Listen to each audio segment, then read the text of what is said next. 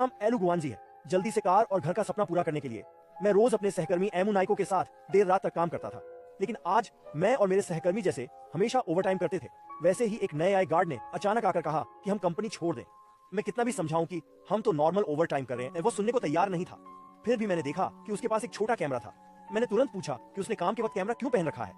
मेरी बात सुनकर वह थोड़ा घबराया और सिर खुजलाने के बाद चुपचाप चला गया। हालांकि उसकी हरकतें अजीब थीं, पर मैंने ज्यादा सोचा नहीं और काम में वापस लग गया। लेकिन थोड़ी ही देर में गलियारे से चेतावनी की आवाज आई और मैं और मेरे सहकर्मी अचानक बजने वाली अलार्म की आवाज से चौंक गए। उसके बाद गार्ड हड़बड़ी में आया। मुझे बताओ, हमें यहाँ से फटाफट निकलना चाहिए। कोई कह रहा था कि लुटेरे कंपनी में घुस आए हैं। हम डर के मारे वहां रुक नहीं सकते थे और जल्दी से सिक्योरिटी वाले के पीछे छत की तरफ भागे। जब हम छत के दरवाजे तक पहुंचे तो देखा कि वो बंद हो चुका था और किसी भी तरह से खुल नहीं रहा था। तभी वहां उन्होंने देखा कि लुटेरे भी चैनसॉ लेकर हमारे पीछे आ गए हैं, जिस पर अभी अभी ब्लेड लगाया गया था। हम डर के मारे वापस पलटकर भागने लगे, पर इसी दौड़ में मेरा एक सहकर्मी गिर पड़ा। लग रहा था कि अब लुटेरे हमें पकड़ लेंगे, पर अचानक से सिक्योरिटी वाला आया और मुझे ऐसे ही खींचते हुए वहां से ले गया।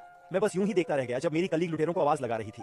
जल्द ही सिक्योरिटी वाले ने मुझे एक स्टोर कमरे में ले गया ताकि लुटेरे फिर से हमारे पीछे न आए। मैंने कमरे में रक्षात्मक हथियार ढूंढना शुरू किया, पर तभी मुझे अचानक कमरे की अलमारी में एक कैमरा दिखा जो सिक्योरिटी वाले के बैज जैसा था। जैसे ही मैं उस कैमरे के बारे में उस सिक्योरिटी वाले मैंने कैमरा उठाया और सिक्योरिटी से पूछने ही वाला था कि भाई सब ठीक तो है, अचानक उसने एक बड़ा सा चाकू निकाला और धीरे धीरे मेरी तरफ बढ़ने लगा।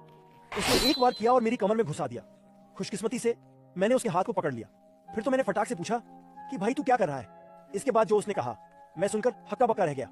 बोला कि वो लाइव मर्डर शो कर रहा है और यहाँ के सभी कैमरे लाइव स्ट्रीम के लिए सेटअप है।